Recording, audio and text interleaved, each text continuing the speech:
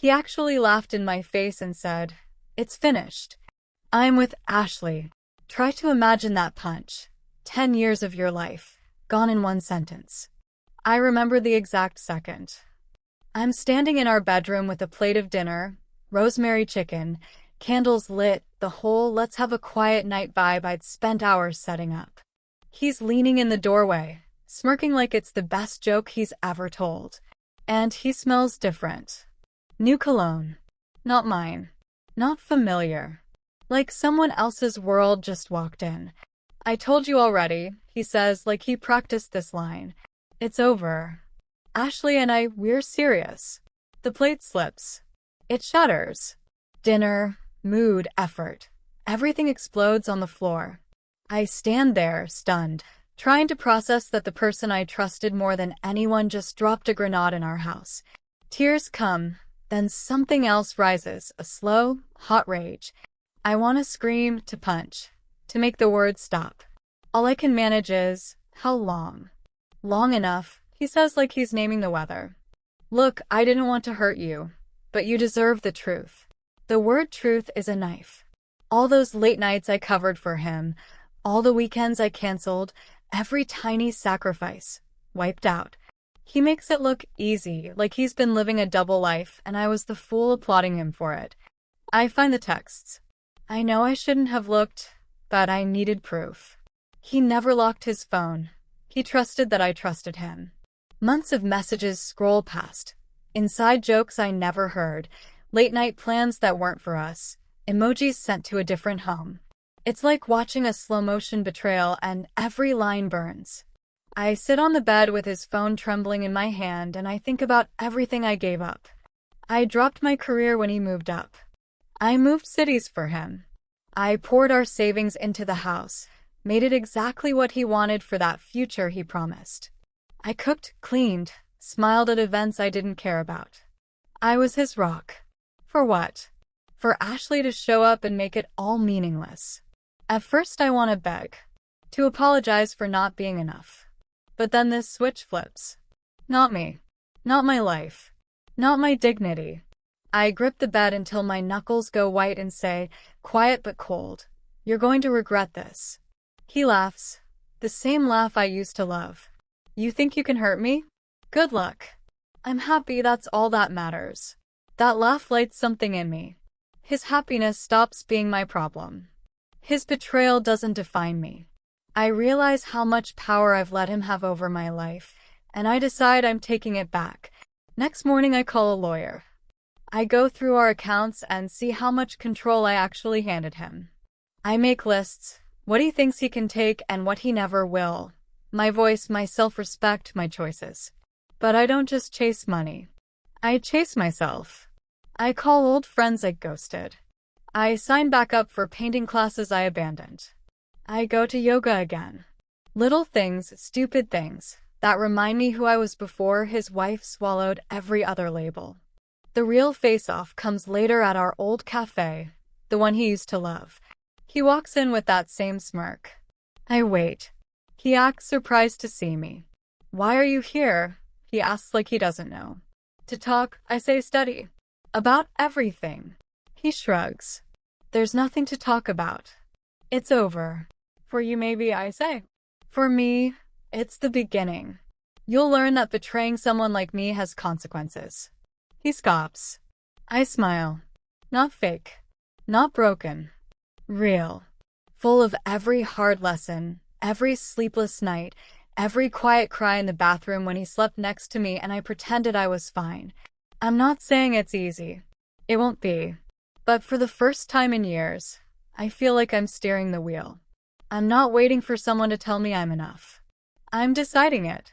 That moment, the collapse of everything and the tiny spark after, is where my story actually starts. Revenge, sure. But more than that, rebuilding. Stronger. Cleaner. For me. The first few days after that cafe thing were foggy. Every time I closed my eyes, I saw him with Ashley, his hand on hers, that smug laugh, the way he casually tossed everything we had aside. But strangely, the anger gave me clarity. He'd underestimated me. Thought I'd crumble, beg, disappear quietly. Nope. Not happening. I started small, taking back the stuff he assumed was his. Bank accounts, investments I'd managed, even the furniture he liked to brag about, buying with his money. I learned every detail, every transaction. Knowledge was power, and power was the only way to shut down the humiliation he'd thrown in my face. One afternoon I went back to the house. Walking through those rooms was like walking through a museum of my marriage. Every corner, every wall, a reminder of what I'd done for us. I ran my hand over the dining table, the staircase we picked together, felt the kitchen where I'd cooked hundreds of meals. And then I saw it, her perfume on the counter. Small, but enough to make my stomach twist. I wanted to smash it, throw it out the window, something. But I didn't. I let it sit there. Calm, controlled. That was the first real lesson. Dignity cuts deeper than anger. Then came the confrontation that mattered. The one that would shake him. I hired a lawyer who could make rich guys sweat, someone who didn't get intimidated by power or arrogance. I wanted this clean, precise, undeniable. No yelling, no pleading, facts and strategy would do the talking. He called one evening, trying to sound casual. I think you're overreacting. Ashley and I are happy. Why can't you just move on? I laughed quietly, all the contempt I'd bottled up spilling out in one sound. Move on? You think it's that simple? You destroyed our life. You destroyed me. And now you're gonna see what happens when someone like me doesn't just sit quietly. There was a pause. I could hear the crack in his voice, faint but there. What do you mean? I mean I spent years giving you everything. Now I'm taking my life back. Every detail you assumed you could control? I'm reclaiming it. Every friend, every penny, every connection, you're gonna see I'm not powerless. And more than that, I'm unbreakable. Silence. Then, almost whispering, you're serious. Oh, I'm serious. And I hung up. The next weeks were a blur of lawyers, bankers, contracts. I combed through everything, finding loopholes, ways to secure my independence. And I felt it, the thrill of taking control again. Emotionally, that part was brutal. I had to accept that the man I loved, trusted, built a life with, was gone. Replaced. At first, grief almost drowned me. I cried at night, remembering weddings, vacations, the little moments when he held my hand and whispered everything would be okay. But slowly, those memories fueled me. They became proof I could rebuild, redefine myself. The ultimate revenge wasn't money, lawyers, or status. It was me, becoming untouchable, strong, independent, laughing at life, not at him. I started reconnecting with friends I'd ignored, joined a book club, took on a consulting project, traveled alone for the first time in a decade. Scary, strange, but liberating. Life existed outside him. I could be happy without his approval. Then I saw him with Ashley publicly for the first time. Charity event downtown, candles, cameras, the whole scene. He saw me, and I saw his confident smirk falter. I was dressed simple, professional, nothing flashy, but I carried myself differently, strong, composed, free. Someone near him whispered, "Why does she look different?" Different. Strong. Free. That was me. I didn't glare, I didn't yell. I smiled, genuinely, and went about my evening. Every glance he threw my way was recognition. Not fear, not admiration, just awareness. I was no longer his. I'd reclaimed myself. And I didn't stop.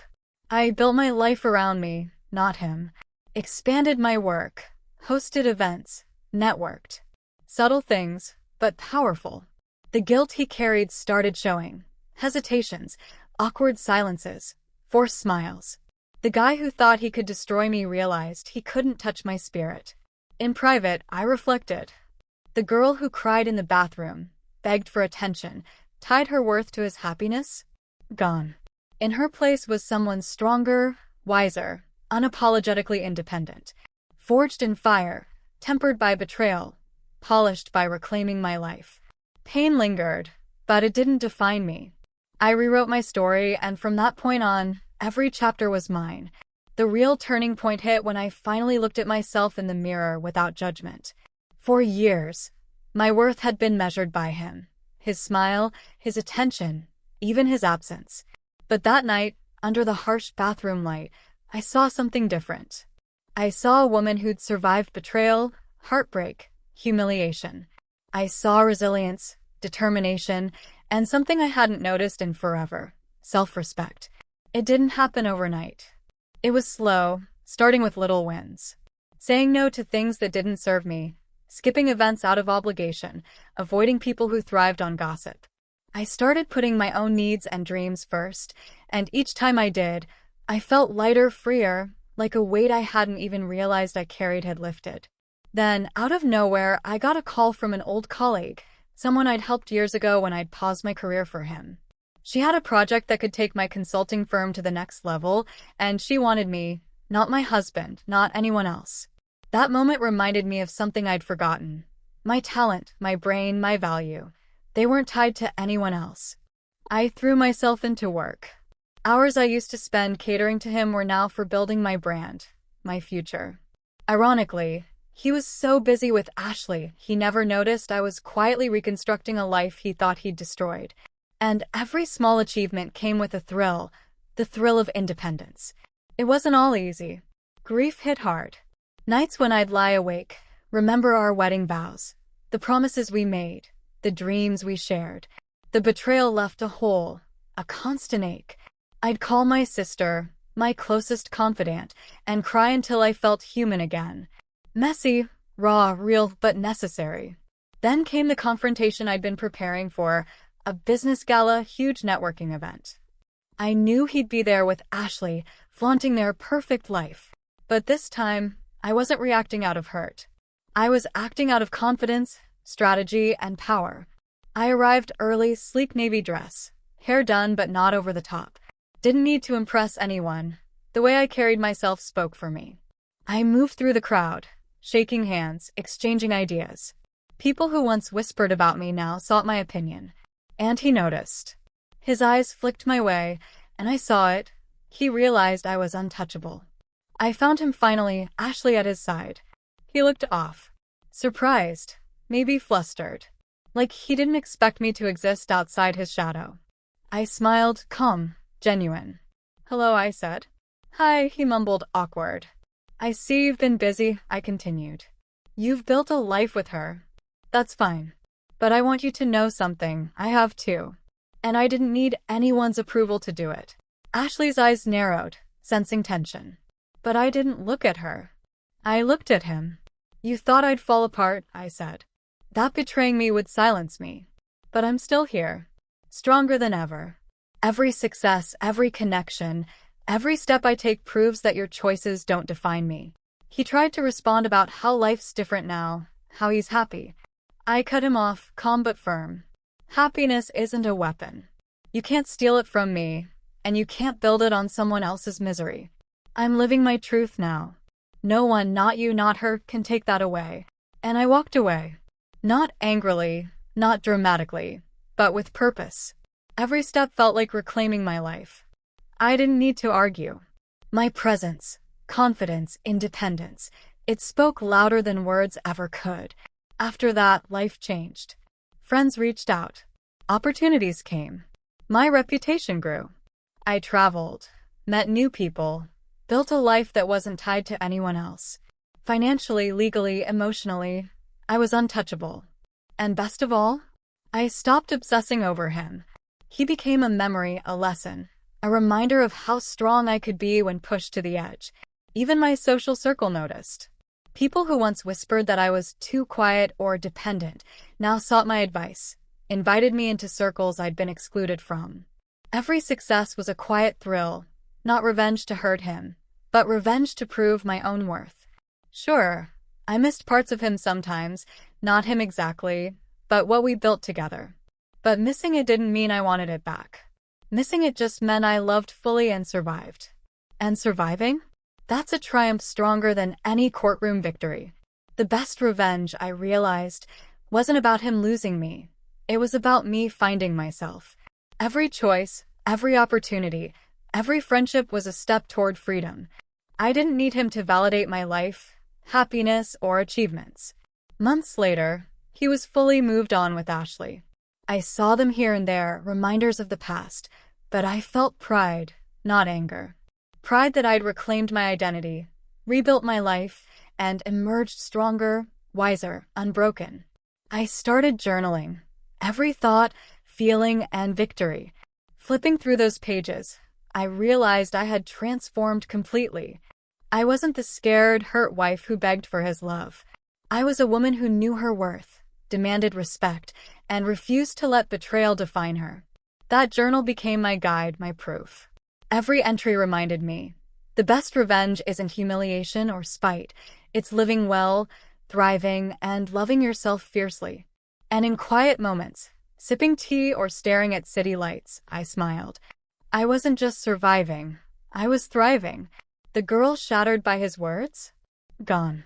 I had risen from the ashes, stronger, freer, untouchable. And nothing, not him, not Ashley, not the past, could ever touch that again. Life after betrayal isn't a straight path.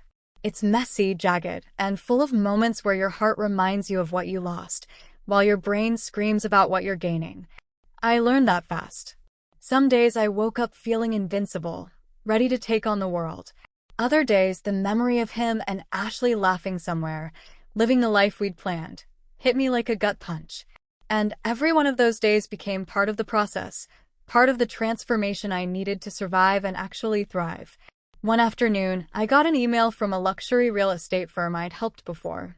They wanted me to consult on a huge property deal, negotiating with some of the wealthiest people in the city. In the past, I might have hesitated, wondering if I was good enough without him. Not anymore. I said yes immediately. The project was intense. Meetings dragged on late. Negotiations lasted weeks. Every challenge tested not just my skills, but my confidence, my ability to assert myself. I thrived.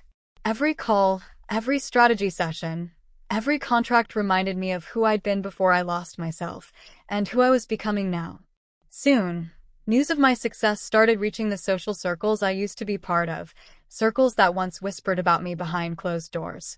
Invitations came in. People wanted my insight, my perspective. And one evening I saw him and Ashley at a gala. Not a coincidence. I knew they'd be there, and I made sure I was too. He spotted me immediately. His eyes widened like he hadn't seen me in years, and I could read the tension in his body. The stiff shoulders, the tight grip on his glass, the flicker of unease in his expression. I walked toward him, composed, confident, every step measured. "Hello," I said, calm but deliberate. He looked surprised. "Hi, you look different." "Different?" "I'm thriving," I replied, letting the words linger. "You thought leaving me would break me. It didn't. It made me stronger." Ashley's face tightened slightly, but I didn't care. This wasn't for her. It was for him. "You really don't get it, do you?" he said, voice lower, less confident. I thought I was doing what was best for both of us. I shook my head, a small, almost sad smile on my face. "Best for you, maybe. But leaving me? That was selfish. And now you're seeing the consequence. Not in the courts, not in contracts, but in me. My life. I am no longer the woman you could control. And you never will be." I saw it hit him. That sudden recognition. The woman he dismissed was thriving without him, achieving more than he could imagine, living a life he could no longer touch. And I felt a rush, not triumph over him, but validation. All the pain, heartbreak, sleepless nights, they'd led me here. After that night, I realized it wasn't just about reclaiming what I'd lost. It was about creating what was mine. I bought a small apartment, decorated it entirely my way. A sanctuary. Every piece of furniture, every wall painted, every corner arranged. It was all a declaration. I exist for myself now. I started mentoring other women who had been through betrayal, helping them find their own freedom. Sharing stories, giving guidance, seeing them reclaim themselves. It was more satisfying than revenge ever could be. It wasn't about plots or schemes. It was empowerment. Months later, a mutual friend casually mentioned he'd been asking about me. "Curious," they said. "Curious." I smiled alone in my apartment. "Curious." He left thinking I'd be broken, quiet, invisible. Instead, I'd become a force he couldn't ignore. But it wasn't about him anymore. It was about me. I took trips I'd dreamed of, explored cities, cultures, experiences solo. I started painting again, a hobby I'd abandoned when my life became about his ambitions. Every brushstroke reclaimed a piece of my soul. And then came the final confrontation. Not dramatic, not forced. A dinner he arranged to catch up. I agreed, not for closure, but to see how far I'd come. Sitting across from him, I realized how small he looked, not physically, but in presence. The arrogance, the smirk, the superiority. It was gone, replaced by uncertainty. He tried to charm me, to hint at regrets. I just smiled calm. You know, I said, sipping my wine, leaving me didn't hurt me the way you think. It woke me up, showed me my worth, my power, my independence. I didn't lose anything. I found everything I was missing in myself. He barely whispered, I didn't realize. I know, I said, finishing it for him. You didn't realize leaving someone doesn't destroy them. It shows them who they really are. And I am exactly who I'm meant to be. That night, I left the restaurant head held high, heart steady, mind clear. I wasn't bitter. I wasn't angry. I was free. Truly free. For the first time in years, I was defined by my own choices, not someone else's. The next months were about building, not breaking. Business grew. Personal brand expanded. I invested in experiences that fulfilled me emotionally and intellectually. Travel, laughter, people who celebrated my growth. And every time I saw a photo of him or him and Ashley, I felt only peace. The greatest revenge had already been achieved. It wasn't about him anymore. It was about me living well, thriving independently, loving myself enough to never let anyone else define my worth. And that's exactly what I did. Months went by, and with each day, the weight of the past started loosening. It wasn't instant, and it definitely wasn't easy. Healing, I realized, is a process. Pain can exist alongside progress. Heartbreak can fuel growth instead of holding you back. Slowly, I started enjoying life again, not as his wife or the woman left behind, but as me, fully and unapologetically. One morning, I woke up feeling a determination I hadn't felt in years. I had been invited to speak at a women's empowerment seminar, a room full of people eager to hear about leadership, resilience, and success. Standing at the podium, looking at hundreds of faces, I realized this was bigger than me. My pain, my betrayal, could be turned into something meaningful, not revenge, but influence, guidance, hope. I shared my story straight up. The moment he told me he was leaving, the months I spent rebuilding myself, the steps I took to reclaim my independence. No sugarcoating. I told them about tears, sleepless nights, the fear that I'd never feel whole again, but also about the exhilaration of reclaiming your identity, the empowerment from financial independence, and the joy of discovering yourself outside a relationship that once defined you. Afterward, women approached me. Some were crying, others just nodded quietly. They told me I'd inspired them, that my story gave them hope. That's when I realized my journey wasn't just about me or him anymore. It was about impact. The woman who once felt invisible was now visible, respected, heard, and influential. Professionally, things kept growing. Challenging clients, projects that stretched me, collaborations that showcased my skills, panels, mentorships, recognition. Every success reminded me that I didn't need him to validate my achievements. I was capable, smart, and resourceful, and now I fully knew it. Of course, sometimes he and Ashley showed up in my life events, news articles, casual mentions. I noticed, but I didn't react with anger or envy. I observed with detached curiosity. His happiness wasn't my responsibility. My life no longer revolved around his choices. Then came a more personal, intimate victory. He reached out one evening asking to meet, claiming unfinished business. I agreed, not to rekindle anything, but to assert my boundaries and show my strength. We met at a quiet cafe, neutral ground. He looked nervous, uncertain, nothing like the confident man who had ended our marriage. Ashley wasn't there. I sipped my coffee, calm, collected, waiting for him. I I wanted to say I'm sorry, he began. I didn't realize how much I hurt you, and I took for granted everything you did. I studied him, noticing the guilt, but not letting it sway me. Apologies are easy, I said softly. They don't undo the damage. What matters is what you do after. I spent my time rebuilding myself, finding independence, discovering my worth. He shifted, uncomfortable. You've really changed. I smiled, a mix of compassion and quiet triumph. Yes, and that change isn't because of you, or for you. It's for me. I am not the woman you left behind. I'm a woman you cannot touch, define, or break. He looked down, processing the reality. He underestimated me, thought he could destroy me, and instead he catalyzed my transformation. And in that moment, I realized true revenge isn't hurting someone else. It's living fully, thriving independently, letting your success speak for itself.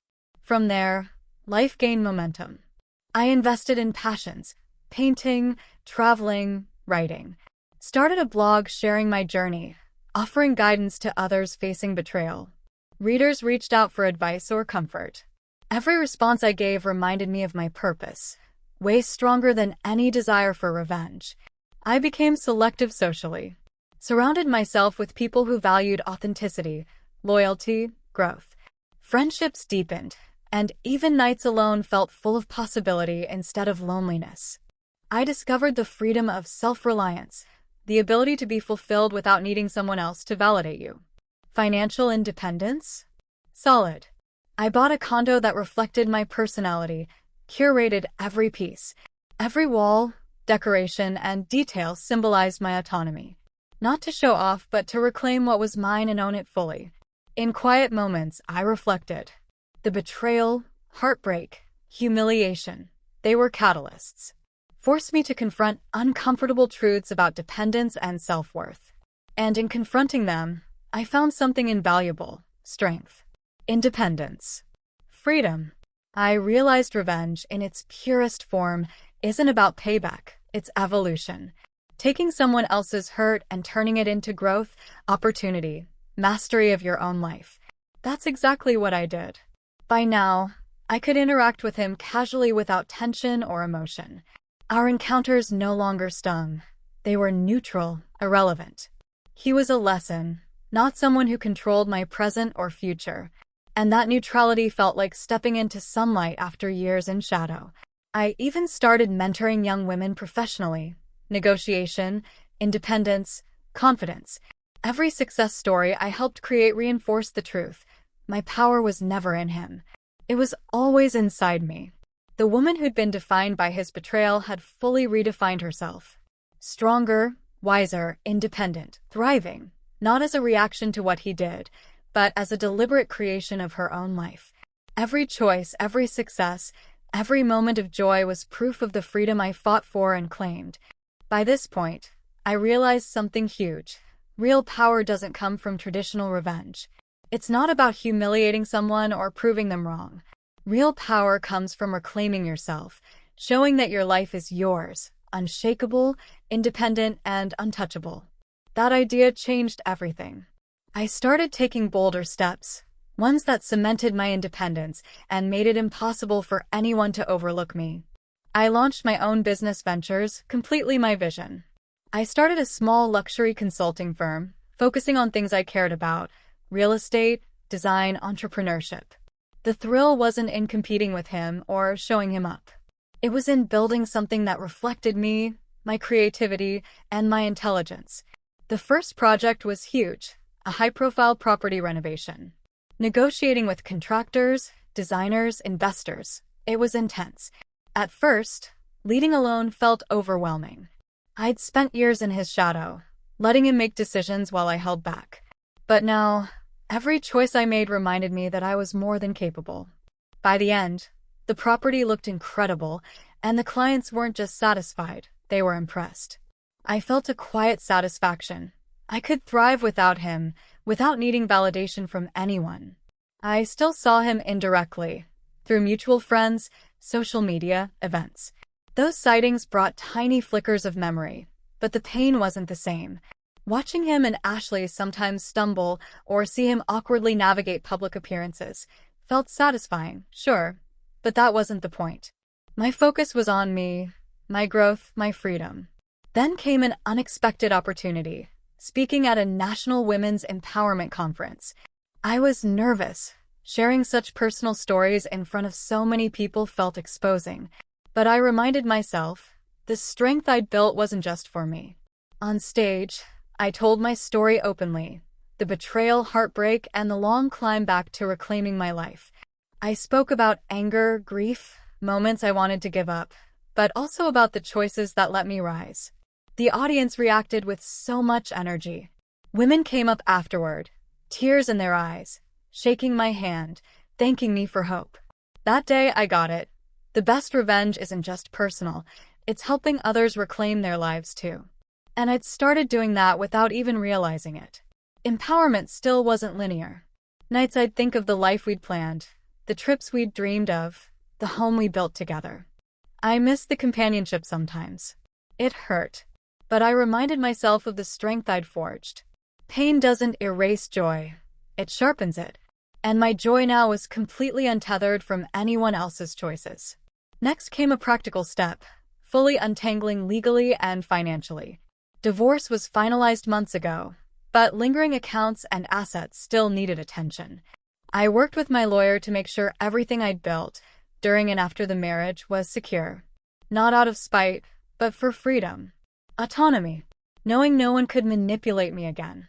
At the final meeting, sitting across from him with the lawyer, I noticed the shift. The arrogance was gone. He seemed small, uneasy. I didn't gloat. Didn't say more than needed. I handled it with precision and grace.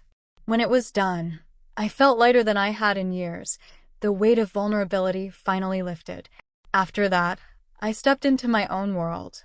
I traveled alone for the first time in a decade, to Paris. Walking the streets, visiting galleries, sipping coffee at cafes.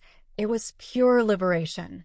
Every step reminded me I could exist fully for myself, that my happiness didn't rely on anyone else, that my life was mine to shape. During the trip, I reflected on the hardest moments, the nights crying alone, the betrayal, the humiliation. But instead of bitterness, I felt grateful. Those moments forced me to face my strength, discover resilience, and take charge of my life. Without them, I might never have realized my potential. Back home, I expanded my business and focused on personal growth. Art classes, fitness, even a small writing project, documenting the journey. Writing became therapy, processing emotions, celebrating victories, leaving a record of transformation. Then an old friend messaged me, said he'd been asking about me again, curious about my life. I laughed, alone in my apartment. For years he'd dismissed me, thought I'd crumble. Now I was thriving, untouchable. His curiosity didn't matter. I'd already achieved what counted most: freedom, dignity, happiness. That's when I understood the final form of revenge. It wasn't humiliation, confrontation, or payback. It was thriving so completely that the person who hurt you could see your life flourishing without them, and couldn't do a thing to stop it. Every success, every smile, every experience was a quiet victory, proof that my life belonged to me. By the end of that year, I was transformed. Financially independent, emotionally resilient, socially respected, creatively fulfilled. The pain remained, but it didn't define me. It became part of my story, a catalyst for discovering who I truly was. And in discovering that, I realized the essential truth. The best revenge isn't hurting anyone else. It's living so fully, authentically, powerfully, that their absence only highlights your strength. That became my mantra. He lost a wife, but I gained everything I ever wanted: freedom, independence, and the knowledge that I am unstoppable when I claim my life. By the time this chapter of my life started, I wasn't the woman he had brushed off. I wasn't defined by heartbreak, betrayal, or the humiliation he thought he could throw at me. I had rebuilt everything: my life, my identity, my sense of self, and it all reflected independence, strength, and resilience. But there was still one last piece I needed to close: facing him fully, without fear, without anger, without compromise. It started with a surprise invitation. One of our mutual friends reached out about a charity gala and insisted it would be meaningful if we both attended. At first, I hesitated. I could avoid it, stay in my bubble of success and comfort. But something inside me said no. Showing up, fully confident, fully myself, was the ultimate statement. The night came. I dressed simply but powerfully. An elegant black dress, understated jewelry, heels that made me feel grounded. I didn't need to impress anyone but myself. Walking in, I immediately spotted them, him and Ashley, near the center of the room. Physically, he was the same, but the confidence he once carried so effortlessly, gone. He looked tense, scanning the room, clearly realizing something had changed. I went to the bar, not toward him, not with drama, just calm presence. Then he saw me. His eyes locked on mine, and for a moment, I caught that flicker of recognition, the realization that I had become untouchable. He stepped toward me, hesitant in every movement. I stayed composed, letting him come. The power wasn't in what I did. It was in just being there. "Hello," he said, voice tight. "You all look amazing." I smiled, calm, serene. "Thank you. And you look, well, polite, but carrying the quiet weight of confidence." "You. I didn't expect to see you here," he admitted. "I attend events where I want to be, not where I'm expected," I said, letting it hang. "Tonight, I'm here to enjoy myself, not revisit the past. But seeing you reminds me how far I've come." He swallowed. "You've really changed." "Yes," I said softly. "And this change isn't for anyone else. Not revenge, not spite, not attention. It's for me. Every step, every success, every choice, I did it to reclaim my life. And seeing you here makes me realize fully that this power is mine, not yours." I noticed Ashley's reaction, her smile stiff, posture tense, but I didn't care. My message wasn't for her. It was for him, the man who underestimated me, the man who thought betrayal could break me. I let him sit with that, absorb it. Then, quiet but deliberate, I said what I had practiced in my head 1,000 times. "Do you see it? Leaving me didn't destroy me.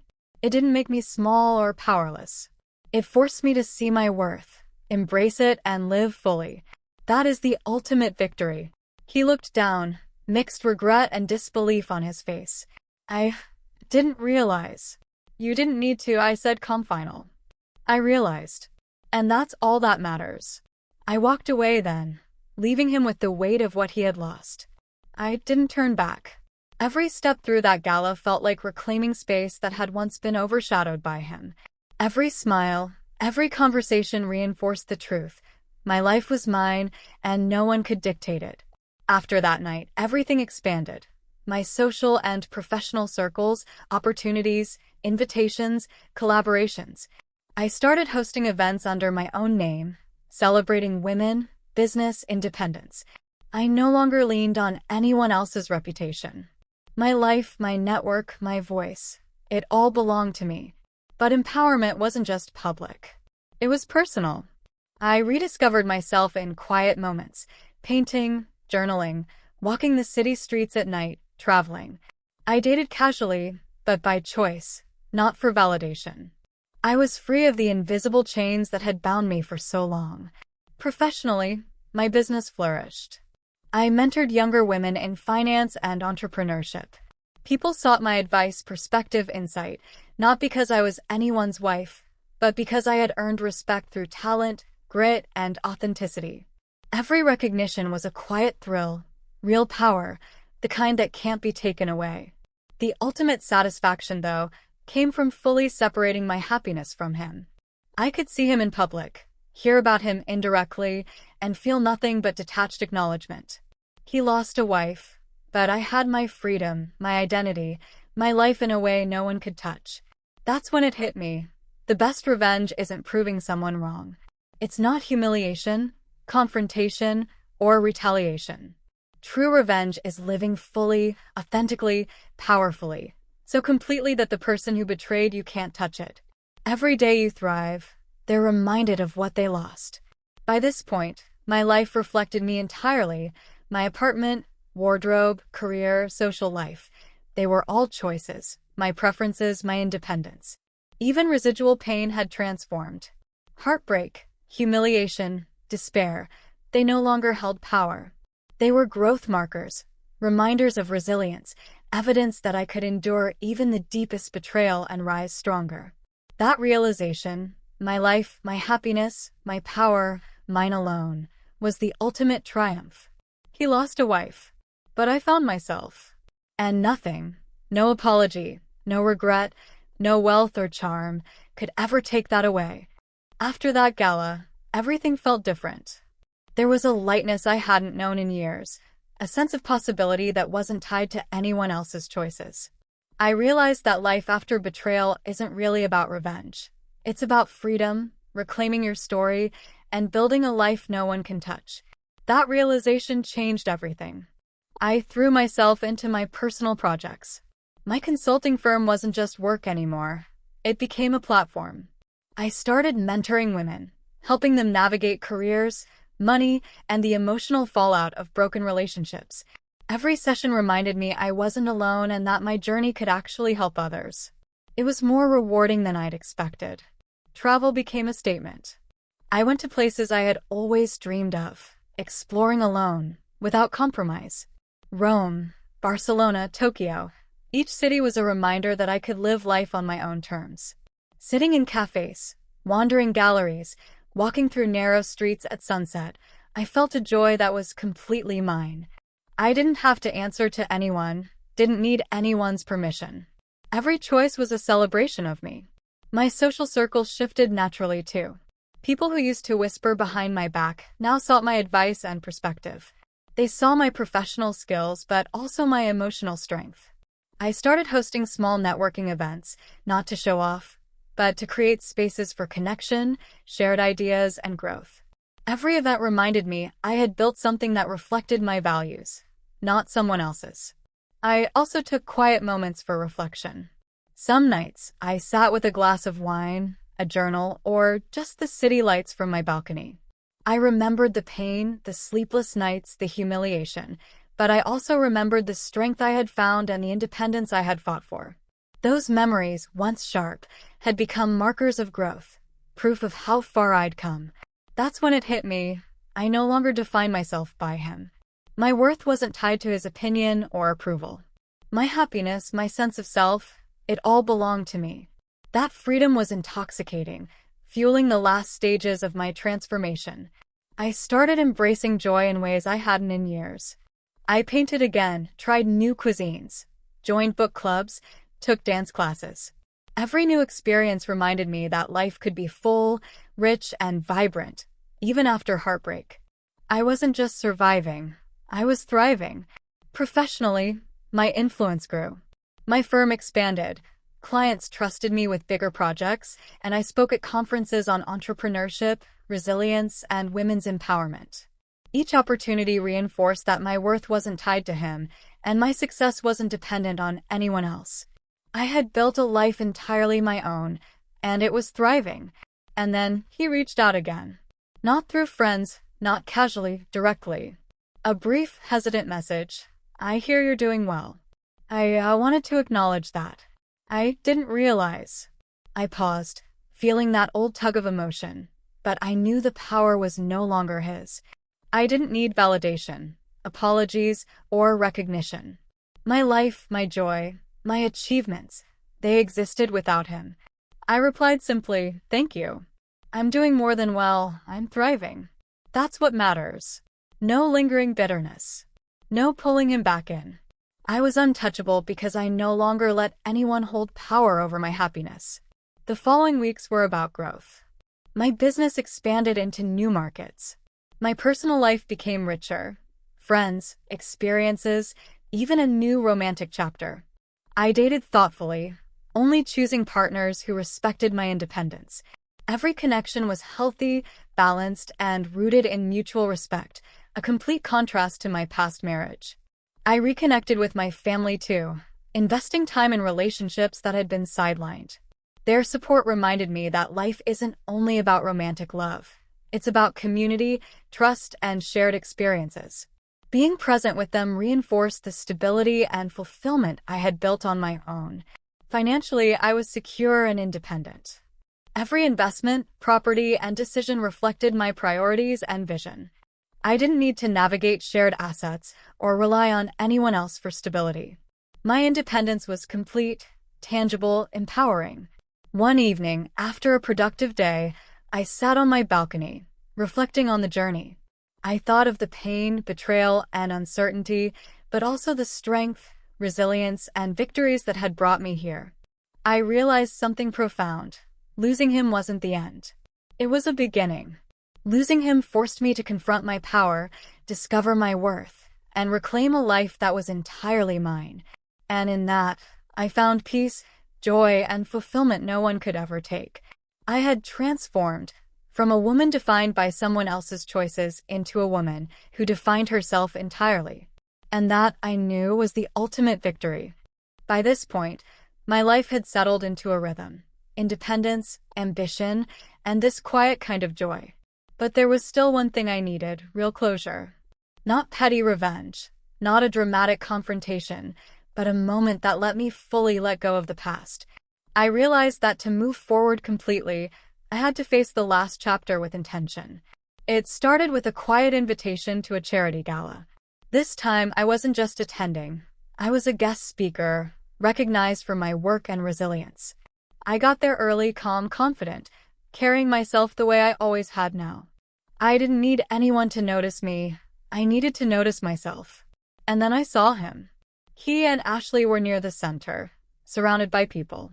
His eyes immediately found mine, and I caught that flicker of surprise, a tension I'd seen countless times before.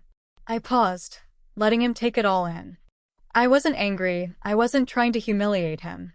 I just existed, confident, independent, untouchable.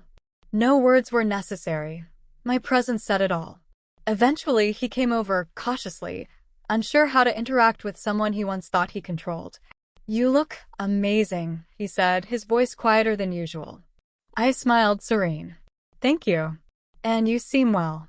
Honest, simple, no shade. It's good to see you." He hesitated. I wanted to say, "I'm sorry for how things ended." I didn't realize the impact it would have. I studied him quietly. I could feel the weight of his words, but I didn't need them. My life had been reclaimed, my power restored, my identity rebuilt. "I accept your words," I said softly, "but I don't need them. I've built a life that doesn't rely on anyone else's choices. I've thrived, grown, and discovered my worth. That's something no one can take away from me, including you." He looked down, almost ashamed. I see that now." "Yes," I said. "The person you left behind is gone. I'm no longer defined by betrayal or heartbreak. I am fully myself, and that is my ultimate freedom." He swallowed, taking it in. For the first time, he seemed small, not physically, but in presence. The arrogance, the casual dismissal, it was gone. He had underestimated me entirely, and now he had to see it. I didn't linger. I turned, glancing back with a smile, and walked into the crowd. Every step was deliberate, a quiet reaffirmation of my independence. I mingled, shared stories, celebrated achievements, and every acknowledgement reminded me, this life was mine. Thriving, completely mine, without needing anyone else's approval. Over the next months, I continued expanding everything, professionally, personally, creatively. My firm took on high-profile projects. I traveled, explored hobbies I'd neglected, painting, writing, even culinary adventures. Every day was a declaration. I make my own choices. My life reflects me. And then, a milestone that truly hit me. One of the young women I'd been mentoring pulled me aside after a session. "I don't know how you did it," she said, tears in her eyes. "I don't know how you survived everything and still came out this strong." I held her hand and smiled. "It wasn't easy," I admitted. "There were nights I cried, moments I felt broken. But I made a choice to reclaim my life, embrace my worth, and build something entirely my own. Anyone can do it if they believe in themselves." That moment crystallized everything. My journey wasn't just about me. It had the power to inspire, guide, and empower others. That was validation beyond any apology, recognition, or revenge. Socially, my life had shifted. I cultivated friends who truly supported and respected me. I celebrated victories without hesitation, knowing my life was no longer dictated by anyone else. And finally, I reached the last layer of liberation. I could see him, think of him, and feel nothing but clarity and peace. No anger, no longing, no bitterness. Just recognition of the past and gratitude for the person I'd become. I was free in every sense. Professionally, personally, emotionally, I had rebuilt myself from the ashes of betrayal into someone unbreakable.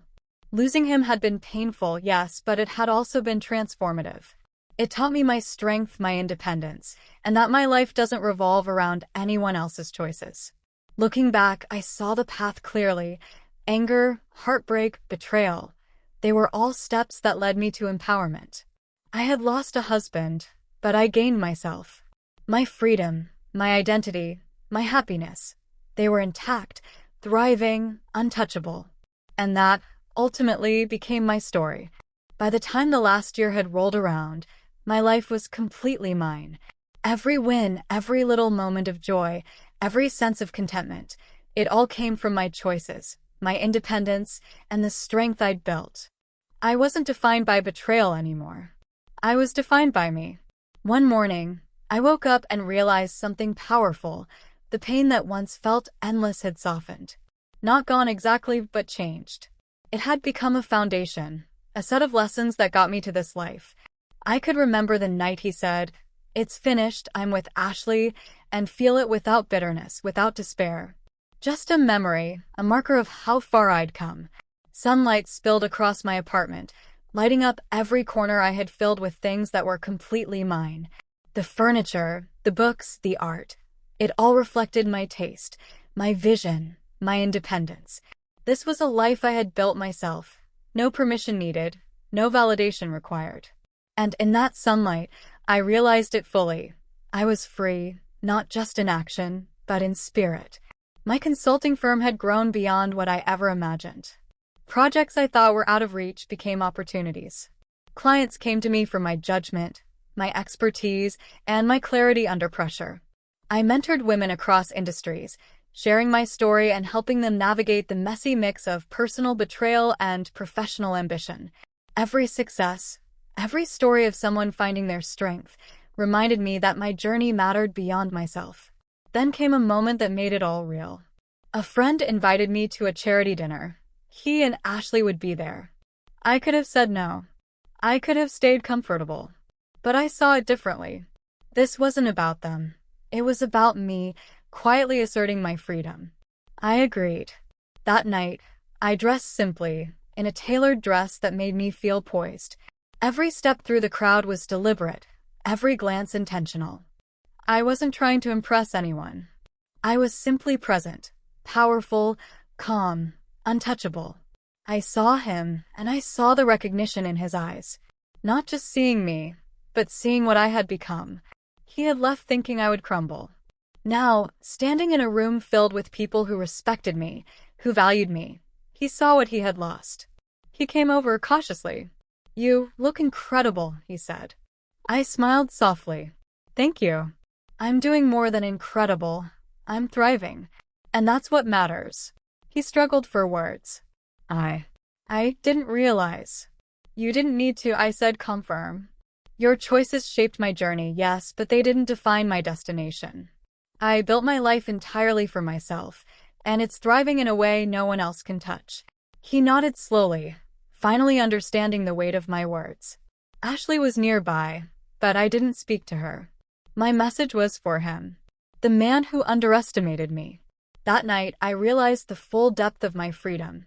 I didn't need him to validate it, apologize for it, or even notice it. I had done it all on my own. The months that followed were filled with growth. Professionally, I took on bigger projects, mentored more women, and became known for not just succeeding, but inspiring others to do the same. Personally, I explored experiences I had only dreamed of. I traveled, picked up hobbies I'd abandoned, built friendships, and even allowed myself to love again. not out of need, but choice. Every connection, every decision came from a place of strength. Even interactions with him became neutral. Occasionally, I'd see him at events, hear about him from friends. No jealousy, no longing, no bitterness, just clarity. Our paths had completely diverged, and I had emerged stronger, fulfilled, unbroken. Mentoring brought a new kind of purpose. Sharing my story, the heartbreak, the betrayal, the climb back, helped others turn pain into power. Women would come to me, sometimes teary, sometimes hesitant, and I'd tell them, your strength isn't in who leaves you. It's in how you reclaim your life. That's the power no one can take away. Watching them light up with recognition reminded me, my journey wasn't just mine. It was proof that anyone could rise. Financially, I was fully independent. Every investment, every property, every decision was mine alone. I could travel, invest, build, and grow without relying on anyone. That freedom wasn't just practical. It was empowering. Emotionally, I'd grown too. I could sit with the past without letting it control me. Celebrate my wins without needing validation. Enjoy my own company. Trust my own judgment. Love myself fully. That emotional mastery, more than anything, felt like real power. Looking back, I understood the whole arc. He left thinking he'd destroy me. Instead, he sparked a transformation I could never have forced. I found strength, independence, resilience.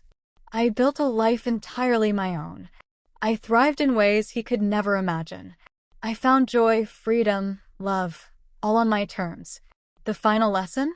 Losing someone who betrays you can be devastating, but it can also be liberating.